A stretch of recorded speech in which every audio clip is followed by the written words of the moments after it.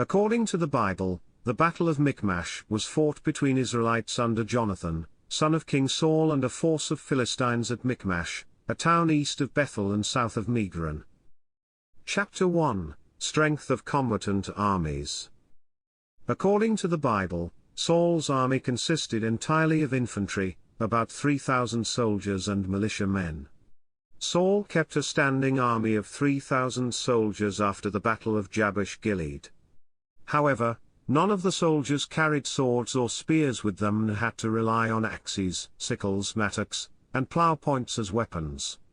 According to 1 Samuel 13:21, the price was 2/3 of a shekel for sharpening plough points and mattocks, and 1/3 of a shekel for sharpening forks and axes. Only King Saul and his son Jonathan were said to have carried a spear and a bronze straight sword between them, though it is also possible that Jonathan was armed with a bow and quiver of arrows as well. The full strength of the Philistine armies at Michmash has been debated. According to Josephus and some versions of the Bible, the Philistines dispatched a force of 30,000 chariots, 6,000 horsemen, and a large number of infantry against King Saul's army, but it is believed that the Philistines supplied way fewer than 30,000 chariots to the battlefield.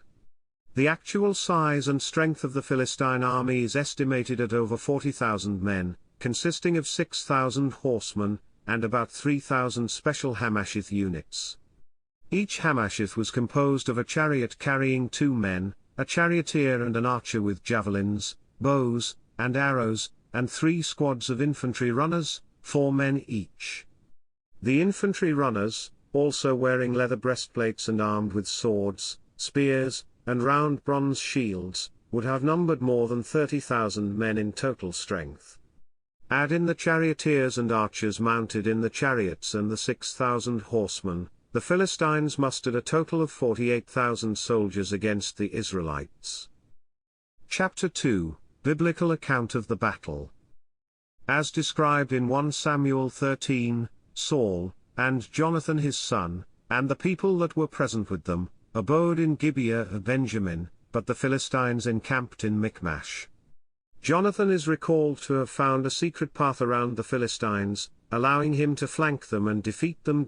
Jonathan silently approached the Philistine garrison with his armor-bearer, not telling his father of the act, and passed 2 rocky crags. There was a sharp rock on the one side, and a sharp rock on the other side, and the name of the one was Bozez and the name of the other Seneh. The 2 single-handedly climbed the ramparts and attacked the garrison within as it were an half-acre of land, which a yoke of oxen might plough. They are said to have killed 20 men together in that single ambush. The remainder of the camp awoke with confusion, and melted away, and they went on beating down one another. During the confusion and chaos, a detachment of Israelite warriors had previously been fighting alongside the Philistines defected over to the army of King Saul, bringing the king's force from 600 men to several thousand strong. Finally, a miraculous earthquake threw the entire Philistine host into disarray. Drawn by the sounds of combat, Saul approached the garrison with his own force only to find that the army had already torn itself apart in fear, with the majority of survivors fleeing from Saul's army.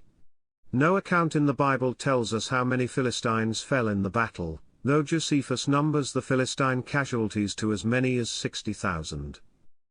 Chapter 3: Sources. Richard A. Gabriel, The Military History of Ancient Israel, Prager, ISBN 0275 97798-6.